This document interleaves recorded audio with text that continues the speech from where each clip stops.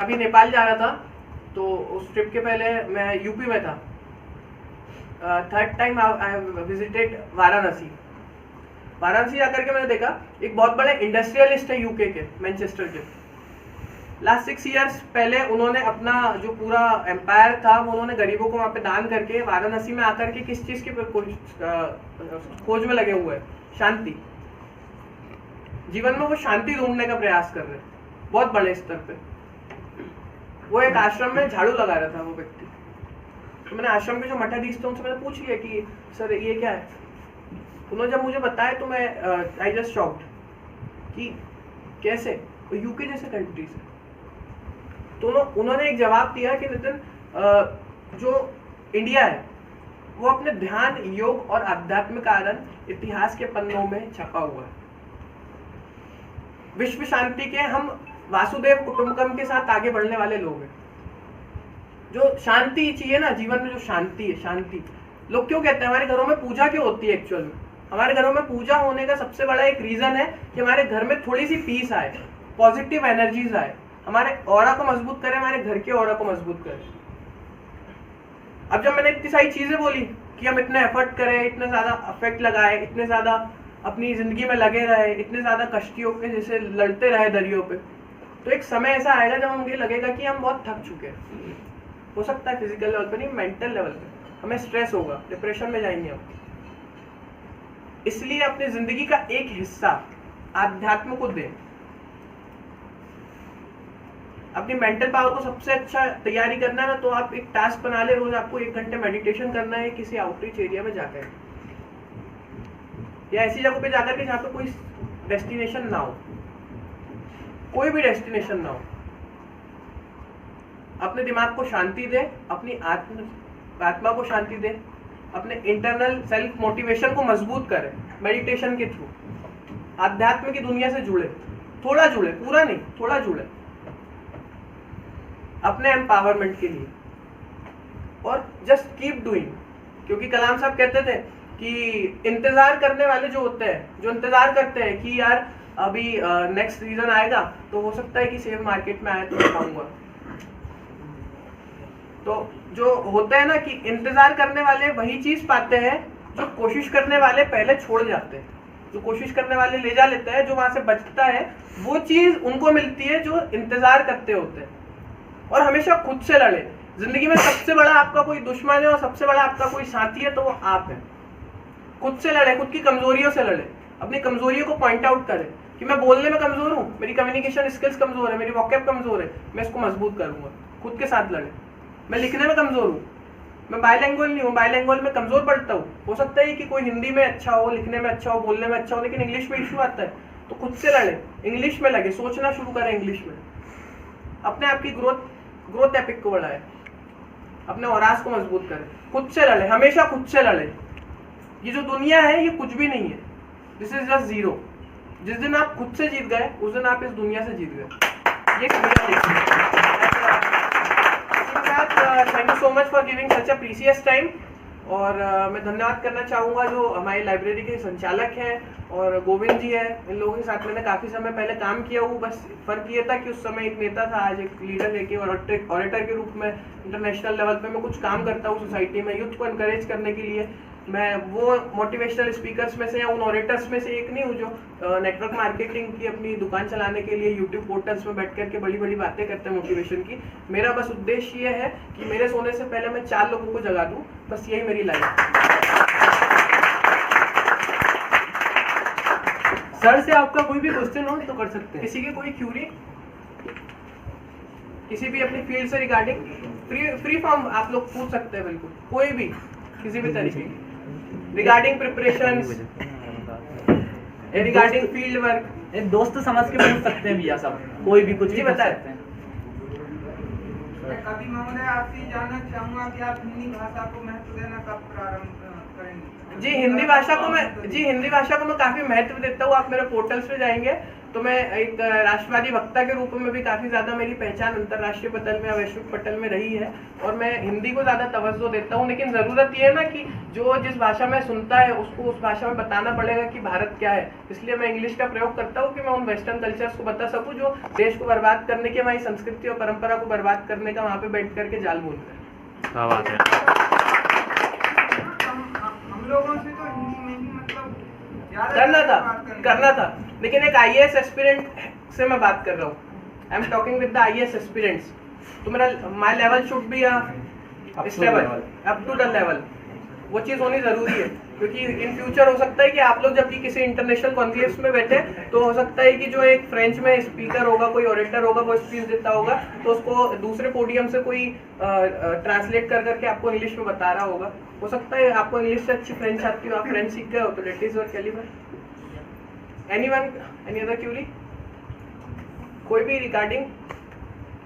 और एक मेरा एक सुझाव है, कभी भी एक as a being IAS aspirant हमेशा आप ये कोशिश कीजिए कि ज़्यादा से ज़्यादा जो ऑलरेडी आईएएस ऑफिसर्स हैं, इंदौर में काफ़ी सारे आईएएस ऑफिसर, डजंट मैटर कि इंदौर की टीएम है, इंदौर में ऑलरेडी काफ़ी सारे आईएएस ऑफिसर्स होंगे अलग अलग विभागों में। इन लोगों से ऑफ ड्यूटी कभी आप लोग कोशिश कीजिए। हो सकता है कि एक दिन आदमी आपको भगाएगा, 2 दिन भगाएगा, 3 दिन भगाएगा, हो सकता है कि चौथे दिन वो आपको तवज्जो देगा कि यार ये इंसान मेरे पास रोज आ रहा है तो क्या। क्योंकि जो उस संघर्षों से गुजरा हो, उन संघर्षों के पल से गुजरा हो, ऐसा कोई आईएएस ऑफिसर नहीं है जिसने लाइफ में अपने स्ट्रगल नहीं किया हो। क्योंकि यूपीएससी जो लेवल है वो इंटरनेशनल लेवल के रिसर्चर्स भी सोच रहे हैं कि इतने अच्छे आईएएस एस्पिरेंट्स जो विश्व के सबसे बड़े एडमिनिस्ट्रेशन सिस्टम को चला रहे हैं वो कैसे होंगे। वर्ल्ड्स लार्जेस्ट डेमोक्रेसी का एडमिनिस्ट्रेशन सिस्टम यूं ही नहीं चलता है, उसकी सबसे बड़ी देन है यूपीएससी। तो यूपीएससी का लेवल को बनाने के लिए आपको सबसे पहले उनसे बात करनी पड़ेगी, उनसे जुड़ना पड़ेगा जो ऑलरेडी इस चीज़ को फेस कर चुके हैं। हो सकता है कि आपसे बहुत सर्कमटेंसेस उन्होंने फेस करे हो, लेकिन हो सकता है कि आज की उनकी लाइफ स्टाइल लिख करके आप ना सोच पाओ कि इन्होंने कभी ऐसा फेस किया होगा। तो उन लोगों से आप जुड़े, एक्सपीरियंस लोगों से जुड़े जो ऑलरेडी आईएएस एस्पिरेंट्स रहे, जो सक्सेसफुल रहे, तो वो आपको ज़्यादा मैटर करेगा पढ़ाई के साथ साथ। और एक एक्टिविस्ट रहे, ज़्यादा से ज़्यादा ज़रूरी है, एक एक्टिविस्ट होना ज़रूरी है। क्योंकि वर्ल्ड्स लार्जेस्ट डेमोक्रेसी बोला हूँ मैंने, विश्व का सबसे बड़ा लोकतंत्र। हम जब विश्व के सबसे बड़े लोकतंत्र की बात कर रहे हैं तो विश्व का सबसे डाइवर्स, सबसे विविधता के साथ वाला अगर कोई देश है तो वो भारत है। और being an IAS officer, being an IAS aspirant, आप जब उस जगह पे बैठेंगे तो आपको इस विविधता के बीच में काम करना है। इस विविधता के साथ में एकता, अनेकताओं में एकता बनाने का जो काम करेगा वो आईएएस ऑफिसर करेगा। इसके लिए ज़रूरी है कि आप उस विविधता को जानें, उस अनेकता को जाने। उसके लिए क्या करना पड़ेगा? एक एक्टिविस्ट बनना पड़ेगा। मेरी टीम का एक क्रू मेंबर है, उससे मैं मुझसे पूछ लिया था कि एक सोशल वर्कर और सोशल एक्टिविस्ट के बीच में फर्क क्या होता है। तो मैंने कहा कभी तुमने पौधारोपण का कार्यक्रम देखे हो? बोले हाँ भैया देखा हो। तो मैंने रिसेंटली ऐसा फेसबुक खोला और मैंने उससे दिखाया कि देखो ये नेताजी है, वो मेरे सोशल ब्लॉग में है, ये अभी पौधारोपण करवा रहे। बोले हाँ। उसके बाद नीचे मैंने एक आरटीआई एक्टिविस्ट का नाम दिखाया, मैंने उन्होंने एक आरटीआई लगाया। बोले कैसे? बोले इन्होंने 5000 पौधे लगवाने का संकल्प लिया, तो उसमें से कितने लोगों ने संकल्प पत्र भरा, ये पौधे किस विभाग ने इनको प्रशस्ति की कि इन्होंने जेब से पैसे लगाए, उस व्यक्ति के ऊपर आरटीआई लगा ना, ही इज एन एक्टिविस्ट, जो सोच रहा है कि ये गलत है कि सही है। तो एक्टिविस्ट बनना जरूरी है, सोशल लाइफ को जरूरी है। अभी हो सकता है कि आप जितने लोग मौजूद हैं उन लोगों ने ज़्यादा से ज़्यादा लोगों ने अपनी सोशल ब्लॉगिंग को बंद कर रखे होंगे, फेसबुक, इंस्टाग्राम, सारी जगहों को बंद कर रखे होंगे। ये वो जगह है जहाँ पे आपको सबसे ज़्यादा चीज़ गेन करने के लिए, सबसे ज़्यादा चीज़ आपको अर्न करने के लिए मिल सकती है। वहाँ पे जुड़े, लोगों से जुड़े। पीएमओ सबसे एक और अच्छा सजेशन बताता हूँ, कुछ ऐप्स हैं आप लोग फोन पे जरूर इंस्टॉल कीजिएगा। सबसे पहले माईगॉव इंडिया, माईगॉव के साथ में मैं मिनिस्ट्री ऑफ यूथ अफेयर्स में नेशनल यूथ पार्लियामेंट में नरेंद्र मोदी के सामने मैं एज अ युवा सांसद मेरे डिस्ट्रिक्ट का, मैं मिनिस्ट्री ऑफ यूथ अफेयर्स में लास्ट ईयर जो 2019 में हुआ था न्यू दिल्ली में विज्ञान भवन में, मैं वहाँ पे मेरे डिस्ट्रिक्ट को मैं रिप्रेजेंट किया हूँ as a auditor, as a speaker Narendra Modi के सामने। मैंने जो चीज़, मैंने काफ़ी मिनिस्ट्री के साथ में काफ़ी ज़्यादा इशूज़ में काम किया है, ministry of youth affairs, ministry of social empowerment. तो उसकी सबसे बड़ी एक रीज़न है, कुछ ऐप्स है उसको आप ज़रूर इंस्टॉल कीजिएगा, उसमें लॉगिन जरूर कीजिएगा, आपको समझ में आएगा कि एडमिनिस्ट्रेशन वर्क कैसे होता है। सबसे पहली चीज़ है माईगॉव, दूसरा चीज़ है PIB, प्रेस इंफॉर्मेशन ब्यूरो की एक ऐप है, माईगॉव की ऐप है एंड माई गवर्नमेंट की एक ऐप है। ये कुछ 3-4 जो चुनिंदा गवर्नमेंट ऐप्स है सेंट्रल गवर्नमेंट की, उन्हें ज़रूर आप इंस्टॉल कीजिएगा। इनमें सारी मिनिस्ट्रीज़ की जो टास्किंग होती है, पॉलिसी फ्रेमिंग होती है, उसमें सजेशंस मांगे जाते हैं। लोग बोलते हैं कि यार मोदी जी कहते हैं या कोई गवर्नमेंट कह रही है, सेंट्रल गवर्नमेंट कह रही है, पीएमओ से कहता है, ये प्रेस रिलीज देता है कि भैया युद्ध के सुझावों को लेकर के हमने इस नीति का निर्माण किया। हमारे पास तो आया नहीं। अरे एफर्ट करना पड़ेगा ना, घर थोड़ी आएगा पीएमओ का लेटर लिख करके कि एक A4 साइज के पेपर में आप नोट शीट में लिख करके दें, ग्लॉसी पेपर के साथ में कि भैया ये चीज़ों को आप नीतियों में ऐड करो। माईगॉव में आप लोग ज्वाइन होइए, किसी भी policy framing, new educational policy है, ये हमारे जो नेशनल पार्लियामेंट हुआ था उस समय की एजुकेशन पॉलिसीज जो बनी थी, ये हम लोगों के सजेशंस उसमें ऐड हुए थे। तो माईगॉव को यूज़ कीजिए, अलग अलग मिनिस्ट्री के उसमें टास्क आते हैं, उन टास्कों को कीजिए, तो आपका दिमाग जो है वो उस लेवल पे आएगा। पीआईबी को जुड़िए, पीआईबी को आप जब देखेंगे सारी मिनिस्ट्रीज की प्रेस रिलीज आएगी। प्रेस रिलीज में पूरा विवरण होता है कि अगर ये डिसीजन पास हुआ है तो डिसीजन कैसे पास हुआ है। अभी इंटरनेशनल लेवल पे सबसे ज़्यादा इंटरनेशनल पॉलिटिक्स में, इंटरनेशनल पॉलिटिकल स्पेशलिस्ट के लिए सबसे बड़ा अगर कोई रिसर्च का टॉपिक है तो वो है कि भारत ने जो 370 धारा खत्म करने का काम करी, ये कैसे हुई। ये समझने का आप लोग कभी प्रयास कीजिएगा। 2016 से वो काम शुरू हो रहा था, जब 6-7 विधायकों के साथ में बीजेपी ने कोलैबोरेशन करके वहाँ पर गवर्नमेंट बनाई।